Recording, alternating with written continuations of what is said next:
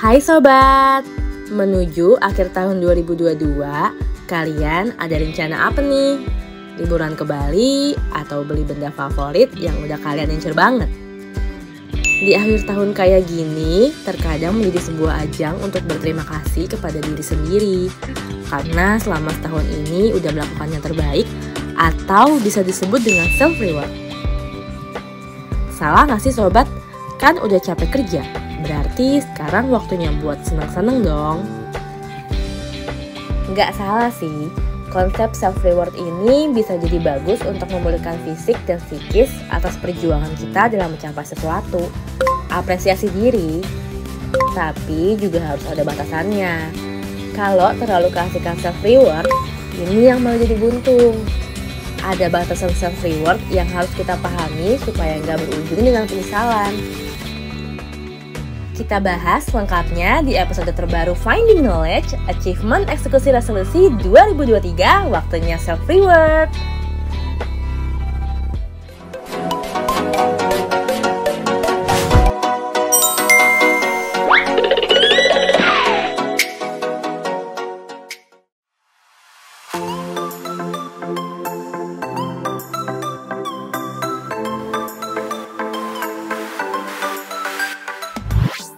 Sebelumnya, kita bahas dulu nih tentang coping stress.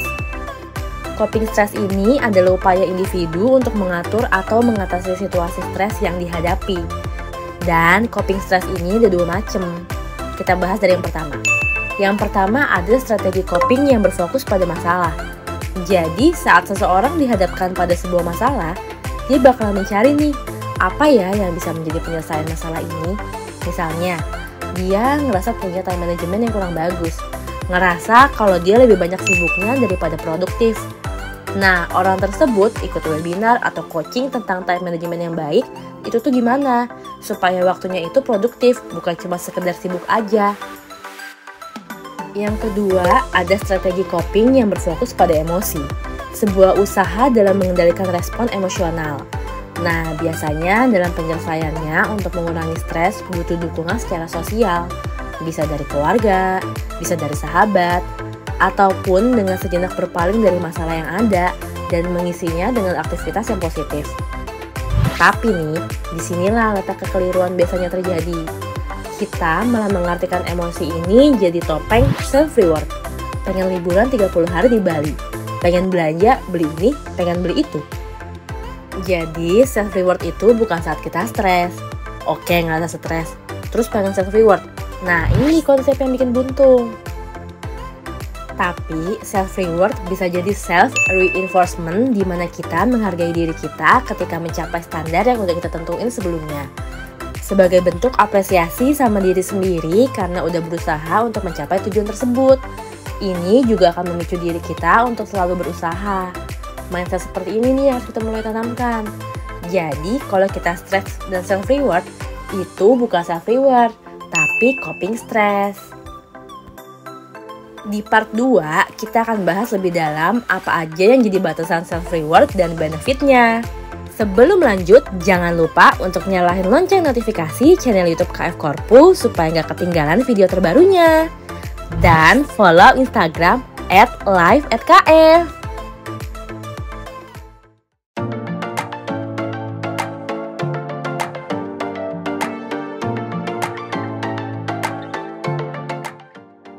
Jadi sobat, jangan melibatkan emosi kalau mau self-reward. Karena jadinya nanti kita malah coping stress. Kita stres nih, burnout, terus kita self-reward. Nah, yang mau dikasih reward itu apa? Rasa stres kita? Enggak dong pastinya. Hati-hati dalam memberikan diri self-reward, apalagi yang didasari dengan emosi semata yang malah berujung ke impulsif buying. Sebelum kita mau self-reward, kita tentuin dulu nih, standar kita itu apa. Jadi nanti pas kita memenuhi standar itu, yang dikasih reward adalah usaha kita untuk mencapai goals itu. Contohnya gini, dalam bekerja kita kan punya target nih, misalnya bikin 5 konten dalam sebulan. Setelah itu tercapai dengan segala usaha kita, terus kita mau memberi reward atas usaha kita. Nah, ini boleh banget. Karena ini juga mendorong kita untuk bisa lebih tertantang dan termotivasi untuk bisa mencapai target tersebut. Nah, mindset yang kayak gini nih yang harus kita mulai bangun. Mau beli iPhone 14 kalau udah dalam setahun ini bisa nyelesain 10 project. Jadi, tentukan dulu standar atau usaha apa sih yang kamu kasih reward ini, sehingga nggak cuma sekedar kasih reward, tapi juga membantu kita untuk lebih termotivasi, lebih semangat lagi dalam proses mencapai goal tersebut. Penting untuk kita menentukan standar atau goals yang ingin kita capai, apalagi dalam bekerja, supaya bisa memberikan kontribusi terbaik kita.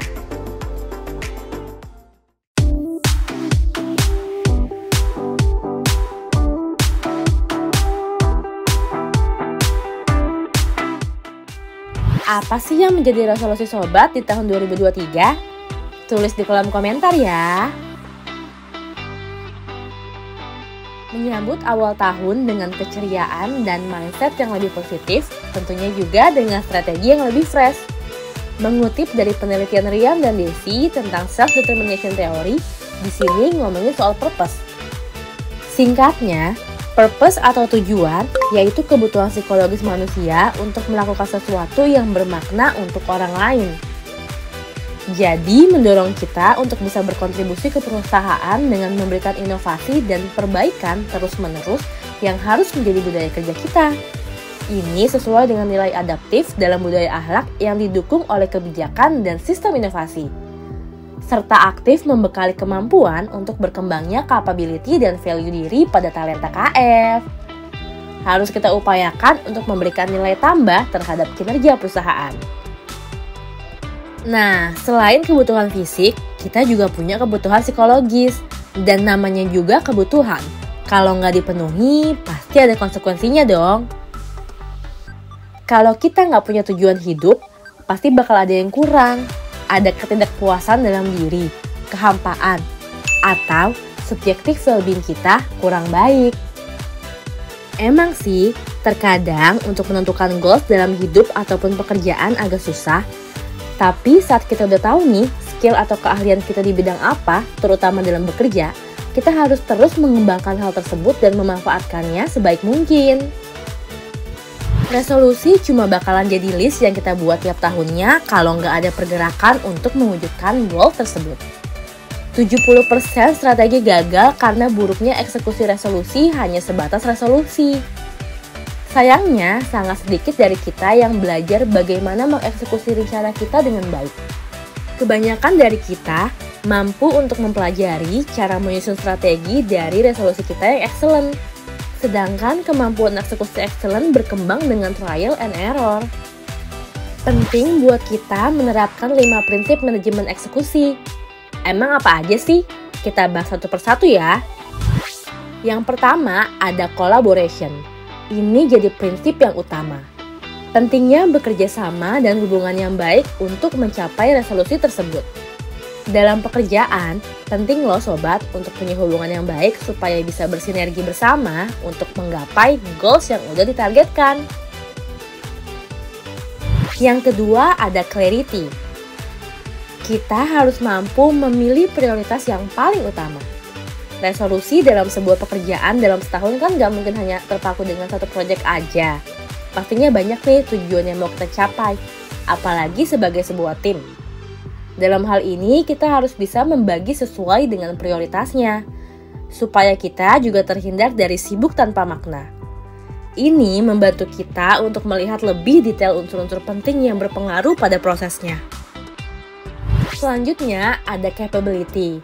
Ini bisa diartikan sebagai menerapkan seluruh energi pada indikator utama atau lead indikator. Sederhananya, dalam mencapai sebuah tujuan dalam pekerjaan, penting untuk dibekali dengan kemampuan dan fokus pada hal penting yang menunjang pekerjaan kita.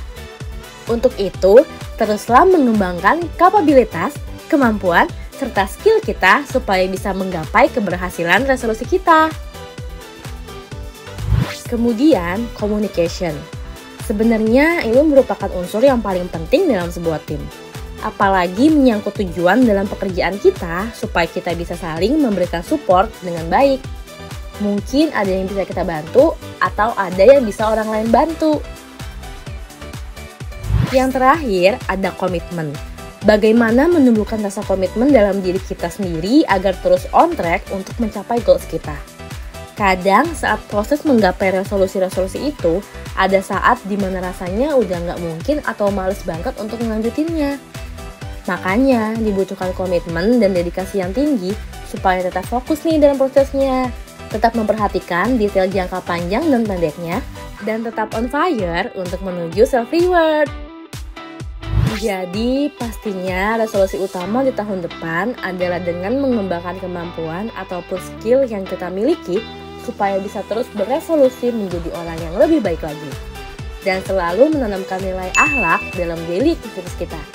Tetap amanah dalam menjalankan aktivitas, terus belajar dengan mengembangkan kapabilitas, kemampuan serta skill yang dimiliki untuk menunjang keberhasilan pekerjaan kita, serta berkomitmen dan berdedikasi agar tetap on track pada tujuan kita dan selalu membuka peluang kolaborasi bersinergi bersama untuk menghasilkan hasil yang maksimal. Agar di tahun depan kita bisa berkontribusi lebih dalam mencapai goals ataupun standar yang udah kita tentukan dan bisa self-reward pastinya dan menjadi insan KF yang berakhlak. Menentukan resolusi atau goals yang mau kita raih di tahun 2023 supaya bisa memotivasi kita dalam menyambut tahun baru dengan mindset dan strategi yang lebih fresh. Tapi resolusi cuma jadi sekedar list aja kalau kita nggak maksimalkan dengan eksekusi yang baik. Makanya penting nih buat kita memahami 5 prinsip manajemen eksekusi, yaitu collaboration, clarity, capability, communication, dan commitment. Dan setelah berhasil mencapai goals kita, bisa dong self-reward, mengapresiasi diri atas usaha dan kerja keras. Ingat ya, bukan karena emosi semata atau kepuasan tersendiri. Saat emosi ini melanda, memang baiknya untuk kita menghadapi dan butuh dukungan sosial dari orang di sekeliling kita. Dan ini wajar kok sobat untuk dirasakan oleh setiap individu. Yang gak wajar adalah mengatasnamakan self-reward untuk impulsive buying. Oke sobat, selamat menyambut tahun yang baru dengan tujuan yang lebih baik lagi. Sekian dan terima kasih, sampai bertemu di Finding Knowledge selanjutnya. Stay safe, stay produktif, dan stay healthy.